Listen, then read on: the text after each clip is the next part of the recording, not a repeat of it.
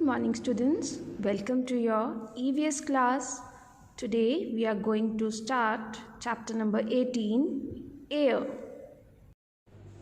Before reading this chapter, let us warm up by doing this exercise. Complete the sentences given below. We take oxygen from, हम oxygen कहाँ से लेते हैं? From air. Plants, human beings, animal breathe, जो plants, human beings और animal कहाँ से breathe करती है? From air. Dash is a mixture of gases, water vapours and dash particles. क्या चीज़ मिक्सचर होती है गैसेस, वाटर वेपर्स और डस्ट पार्टिकल्स की? That is also air. We also know that air occupy space. Air space को occupy करती है. Air is present everywhere. हमें यह भी पता है कि जो एयर है वो हमारे अराउंड सब जगह पे प्रेजेंट होती है.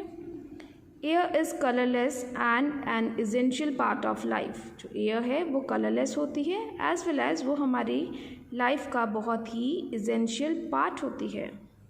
The layer of air around the earth is known as atmosphere. जो एयर का जो लेयर होता है वो हमारे अर्थ के अराउंड अगर है तो उसे क्या बोला जाता है? That is known as atmosphere. The component of dash use by green plants to make their food is carbon dioxide.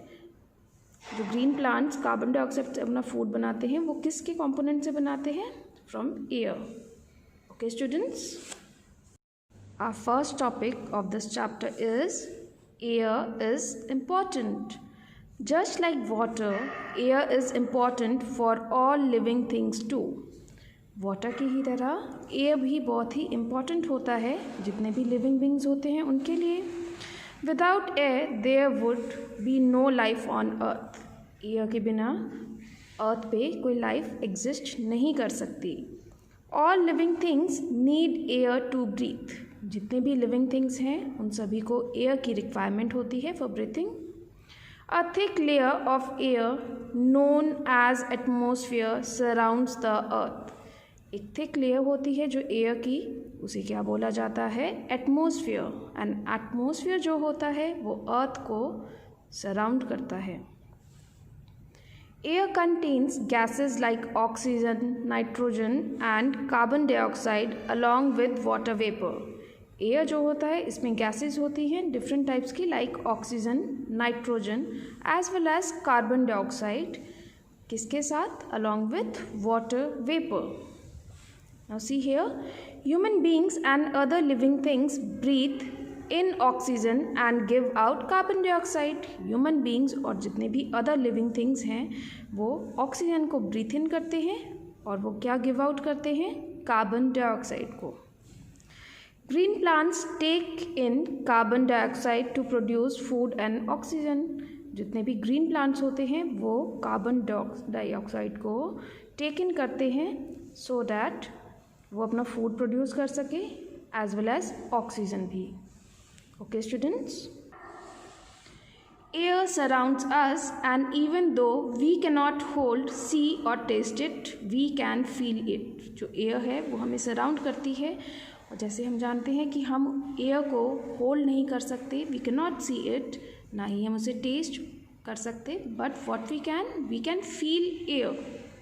When air moves it is known as wind. जब भी एयर मूव करता है उसे क्या बोला जाता है? That is known as wind.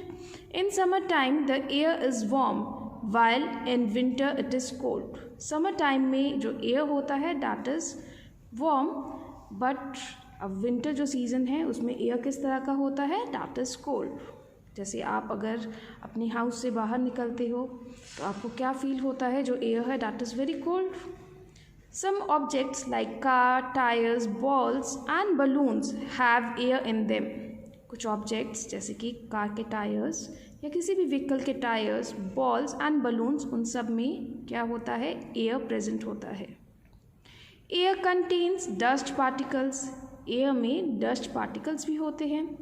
If you switch off the light and turn on a torch in a dark room. अगर आप लाइट को स्विच ऑफ कर देते हो और उस डार्क रूम में अगर आप एक टॉर्च को टर्न ऑन करते हो, what you see? You can see dust particles, आप क्या देख सकते हो, आप डस्ट पार्टिकल्स को देख सकते हो, that is floating in the air, जो एयर में फ्लोट करता है। Air also helps in burning fuels which are needed to cook food. Air किस में हेल्प करता है, फ्यूल्स को बर्न करने में, जो कि बहुत ज़्यादा नीडेड होता है in cooking food. Produce electricity and for other purposes, air का use in cooking food electricity को प्रोड्यूस करने के लिए एंड अदर वेरियस पर्पसेस में भी रिक्वायर्ड होता है। Students, today we have read about why air is important for us. In our next video will continue with this topic, and along with it we will read about importance of clean air and what are the disadvantages of polluted air. Okay, so read this chapter properly. Thank you and goodbye.